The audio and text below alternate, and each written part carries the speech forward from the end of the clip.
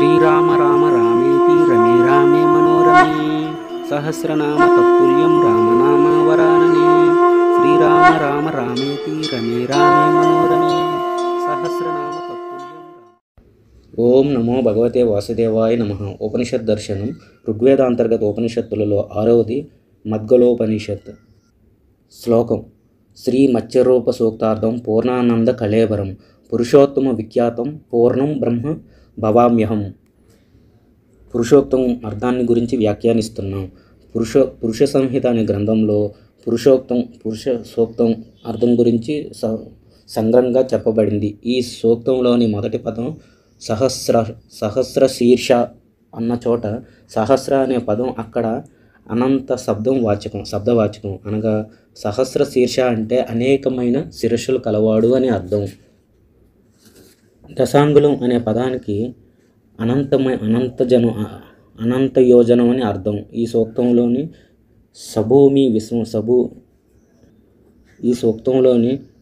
సభూమిం విశ్వతో వృత్య అన్న వాక్యానికి విష్ణువు దేశం ప్రదేశంలో వ్యాప్తి చెప్పబడింది.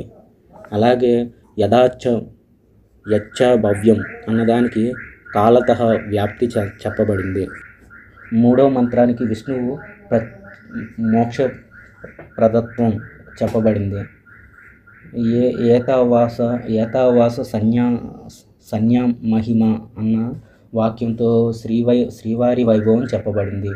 దీనివల్లనే చతుర్వ్యూహం, శరీర పురుషుడు, ఛంద పురుషుడు, వేద పురుషుడు, మహాపురుషుడు అనే బహువచనంలో చెప్పబడింది.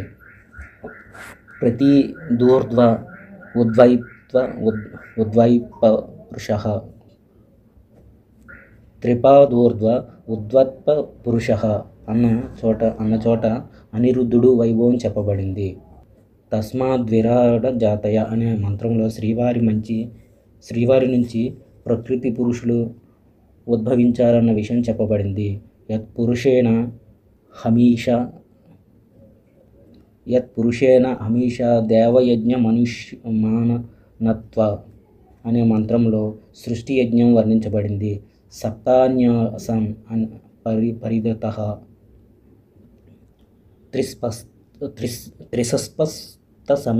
త్రిసస్పప్త సమిదః కృత అన్నదానిలో పరిధులు సమిధులు చెప్పబడ్డాయి. తం యజ్ఞం అనే మంత్రంలో సృష్టి యజ్ఞం, మోక్షం గురించి చెప్పబడింది. తస్మాద్యజ్ఞాచరహితః అన్న మంత్రంలో జగత్ సృష్టి గురించి చెప్పబడింది. వేదాహమేతం పురుషం మహాంతం అనే మంత్రంలో దాత పురుషాస్తం అనే 2 మంత్రాల ద్వారా శ్రీవారి వైభవం చెప్పబడింది. యజ్ఞాన అనే మంత్రంలో సృష్టికి మోక్షానికి ఉపసంహారం చెప్పబడింది. ఎవడు దీని గురించి పురుషసూక్తం ఎవడు దీని గురించి పురుషసూక్తం అంతరార్థం తెలుసుకుంటాడో వాడు మోక్షాన్ని పొందుతాడు. అప్పుడు మద్గలోపనిషత్తులో విస్తారంగా ప్రతిపాదించబడ్డ పురుష సూక్త వైభవాన్ని వాసుదేవుడు ఇంద్రుడికి ఉపదేశించాడు. అయితే ఇంకా అందులోని సూక్ష్మ విషయాల్ని వినాలనే కోరికతో ఇంద్రుడు నమస్కరించి అక్కడే నుంచున్నాడు. అప్పుడు శ్రీవారి ఇంద్రుడికి పరమరహస్యమైన ఆ విషయాన్ని 2 ఖండాల్లో వివరించాడు. ఆ 2 ఖండాలే ఇప్పుడు చెప్పబడుతున్నాయి. సహస్ర శీర్షాలతో ఉండే పురుషుడని ఎవడు చెప్పబడుతున్నాడో అతడు నామరూప జ్ఞానాలకు గోచరం కానివాడు. ఆయన సంసారులకి అతి కష్టమైన విషయాల్ని వదిలించడానికి ఎన్నో క్లేశాలు పడుతున్న దేవతల బాధల్ని సంహరించాలనే కోరికలతో సహస్ర కళావయవాలు కలిగి కళ్యాణప్రదమై చూడటంతోనే మోక్షాన్ని ప్రసాదించే వేషాన్ని అవతారాన్ని ధరించేవాడు ఆ మహావిష్ణువు. ఆ వేషంలో భూమ్యాది లోకాల్ని వ్యాపించి అనంత యోజనాల ప్రాంతాల్ని ఆక్రమించాడు. మహాపురుషుడైన శ్రీమన్నారాయణుడే భూత భవిష్యత్ వర్తమాన కాలాలుగా మారాడు. ఈ విధంగా ఆయన త్రిలోకాల్లో ఉన్నాడు. అందరికీ మోక్షప్రదుడయ్యాడు. ఆయన మహిమ ఎంతో గొప్పది. ఆయన గొప్ప వస్తువు కన్నా గొప్పవాడు. అతడి కన్నా గొప్పవాడు లేడు. ఆ మహాపురుషుడే తనను తాను 4 భాగాలుగా చేసుకొని తన 3 పాదాలతో ఆకాశమంతా వ్యాపించాడు. నాలుగో భాగమైన అనిరుద్ధ నారాయణుడి రూపంలో సర్వప్రపంచంగా మారాడు. ఆ నారాయణుడు ఈ జగత్తును సృష్టించటానికి ప్రకృతిని పుట్టించాడు. ఆయన పూర్ణకాయుడు, అన్ని కోరికలు లేనివాడు కనుక ఆయన సృష్టిని చేయలేదు. అప్పుడు అనిరుద్ధ నారాయణుడు బ్రహ్మకి సృష్టి చేయటం గురించి ఇలా ఉపదేశించాడు. ఓ బ్రహ్మదేవ, నీ ఇంద్రియాలని యాజకులుగా ధ్యానించు. దృఢమైన గ్రంథులు కలిగి కోసంలా ఉన్న కళేబరాన్ని హవిస్సుగా తలచి నన్ను హవిర్భోక్తగా తలుచుకొని, అలాగే వసంతకాలాన్ని వాద్యంగా, గ్రీష్మ ఋతువుని నిర్మలంగా, శరదృతువుని హవిస్సుగా ధ్యానించు.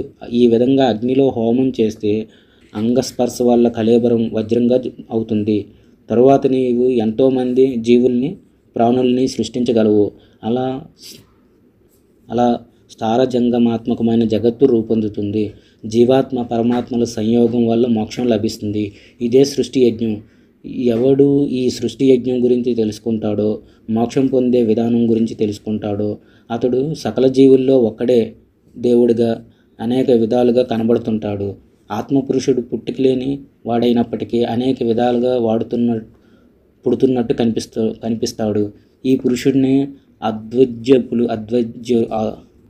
పురుషుడినే అధ్వర్యులు అగ్ని అని ఉపాసిస్తారు. యజస్సు అనేది ఈ సర్వాన్ని కలుపుతుంది. దీన్నే ఛందోగుణాలు సామం అంటారు. సర్వం దీనిలోనే ప్రతిష్ఠితమై ఉంది. సర్పాలు విషమని, సర్వవేత్తలు సర్పమని, దేవతలు ఊర్గ అని, మనుష్యులు ధనమని, రాక్షసులు మాయ అని, పితృదేవతలు స్వదా అని, దేవజనవేత్తలు దేవజనమని, గంధర్వులు రూపమని, అప్సరసులు గంధమని, ఈ విధంగా ఎవరెవరు ఏ రీతుల్లో ఉపాసిస్తారో వారికి అలాగే అవుతుంది. కనుక విప్రుడైన వాడు నన్ను పరమ పురుషరూపమైన బ్రహ్మనే భావించాలి. బ్రహ్మస్వరూపుడైన నన్ను ఎవడు ఈ విధంగా తెలుసుకుంటాడో వాడు నా అనుగ్రహాన్ని పొందుతాడు.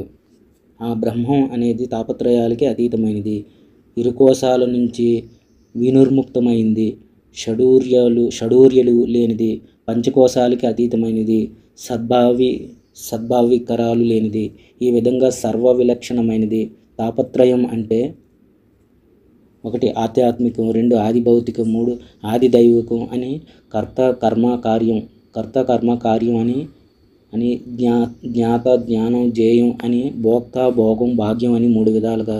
ఇవో షట్కోశాలు అనగా 1 త్వక్ అంటే చర్మం, 2 మాంసం, 3 సోతణి, 4 అస్థి అంటే ఎముక, 5 స్నాయువు, 6 యజ్ఞ అనేవి హర్షడ్వర్గాలు అంటే 1 కామం, 2 క్రోధం, 3 లోభం, 4 మోహం, 5 మద, 6 మాశ్చర్యాలు అనేవి. పంచకోశాలు అంటే 1 అన్నమయ, 2 ప్రాణమయ, 3 మనోమయ, 4 విజ్ఞానమయ, 5 ఆనందమయ కోశాలు అనేవి.